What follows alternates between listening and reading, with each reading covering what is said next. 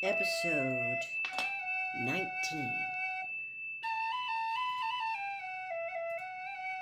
Meg pulled at Charles Wallace. Mrs. Whatsit said for us to go on into the town. Well, we are in the town, aren't we? The outskirts, anyhow. I want to know more about this. I have a hunch it may help us later. You go on if you don't want to come with me. No, Calvin said firmly. We're going to stay together. Mrs. Whatsit said we weren't to let them separate us. But I'm with you on this. Let's knock and see what happens. They went up the path to the house, Meg reluctantly, eager to get on into the town. Let's hurry, she begged. Please, don't you want to find Father? Yes, Charles Wallace said, but not blindly. How can we help him if we don't know what we're up against? And it's obvious we've been brought here to help him, not just to find him. He walked briskly up the steps and knocked at the door. They waited. Nothing happened. Then Charles Wallace saw a bell, and this he rang.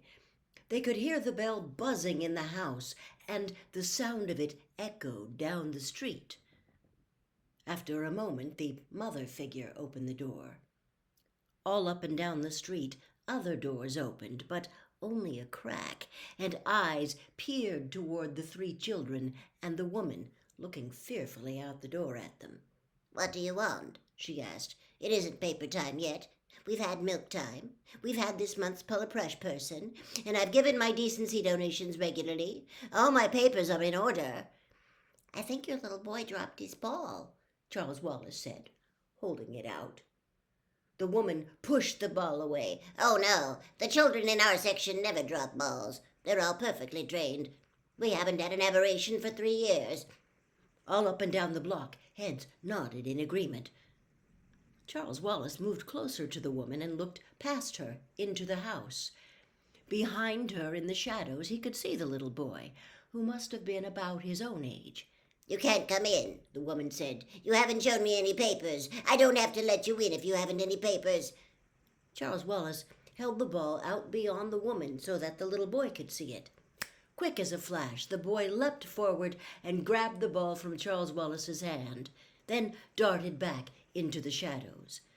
The woman went very white, opened her mouth as though to say something, then slammed the door in their faces instead. All up and down the street, doors slammed. What are they afraid of? Charles Wallace asked. What's the matter with them? Don't you know? Meg asked him. Don't you know what this is all about, Charles? Not yet, Charles Wallace said. Not even an inkling.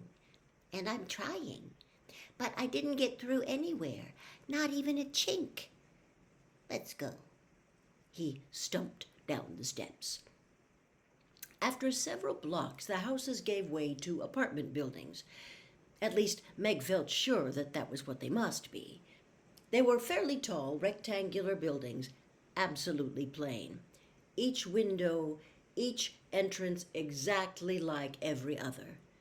Then, coming toward them down the street, was a boy about Calvin's age, riding a machine that was something like a combination of a bicycle and a motorcycle.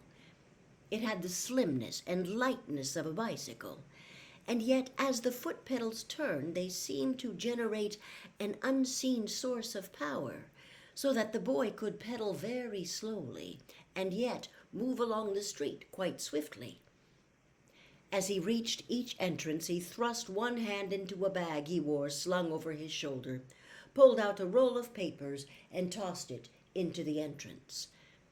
It might have been Dennis or Sandy, or any one of hundreds of boys with a newspaper route in any one of hundreds of towns back home.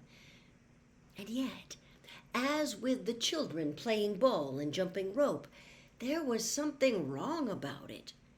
The rhythm of the gesture never varied. The paper flew in identically the same arc at each doorway, landed in identically the same spot. It was impossible for anybody to throw with such consistent perfection. Calvin whistled. I wonder if they play baseball here. As the boy saw them, he slowed down on his machine and stopped, his hand arrested as it was about to plunge into the paper bag. "What are you kids doing out on the street?" he demanded. "Only route boys are allowed out now. You know that." "No, we don't know it," Charles Wallace said. "We're strangers here. How about telling us something about this place?" "You mean you've had your entrance papers processed and everything?" the boy asked. "You must have if you're here," he answered himself. "And what are you doing here if you don't know about us?" "You tell me," Charles Wallace said. "Are you examiners?"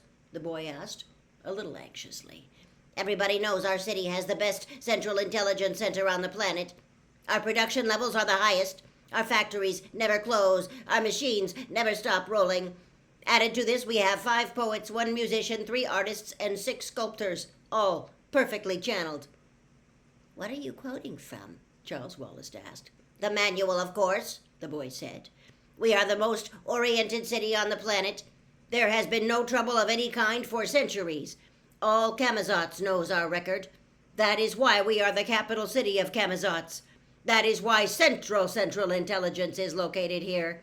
That is why it makes its home here."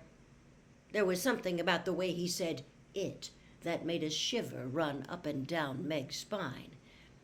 But Charles Wallace asked briskly, "Where is this Central Intelligence Center of yours?" Central, the boy corrected. "Just keep going and you can't miss it. You are strangers, aren't you? What are you doing here?" "Are you supposed to ask questions?" Charles Wallace demanded severely. The boy went white, just as the woman had. "I humbly beg your pardon. I must continue my route now, or I will have to talk my timing into the explainer." And he shot off down the street on his machine. Charles Wallace stared after him. "What is it?" he asked Meg and Calvin. "There was something funny about the way he talked. As though he weren't really doing the talking. Know what I mean?" Calvin nodded thoughtfully. "Funny is right. Funny peculiar. Not only the way he talked either, the whole thing smells." "Come on," Meg pulled at them. How many times was it she had urged them on? "Let's go find Father. He'll be able to explain it all to us." They walked on.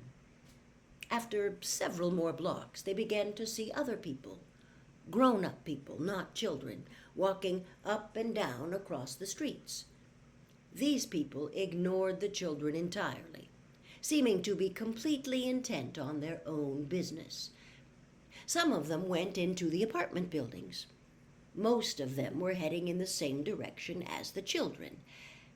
As these people came to the main street from the side streets, they would swing around the corners with an odd, automatic stride, as though they were so deep in their own problems and the route was so familiar that they didn't have to pay attention to where they were going. After a while, the apartment buildings gave way to what must have been office buildings, great, stern structures with enormous entrances. Men and women with briefcases poured in and out. Charles Wallace went up to one of the women, saying politely, "Excuse me, but could you please tell me—" But she hardly glanced at him as she continued on her way. "Look," Meg pointed. Ahead of them, across a square, was the largest building they had ever seen, higher than the Empire State Building, and almost as long as it was high. "This must be it," Charles Wallace said. "There's Central Intelligence, or whatever it is. Let's go on." "But if Father's in some kind of trouble with this planet," Meg objected, "isn't that exactly where we shouldn't go?" "Well, how do you propose finding him?" Charles Wallace demanded. "I certainly wouldn't ask there." "I didn't say anything about asking. But we aren't going to have the faintest idea where or how to begin to look for him until we find out something more about this place.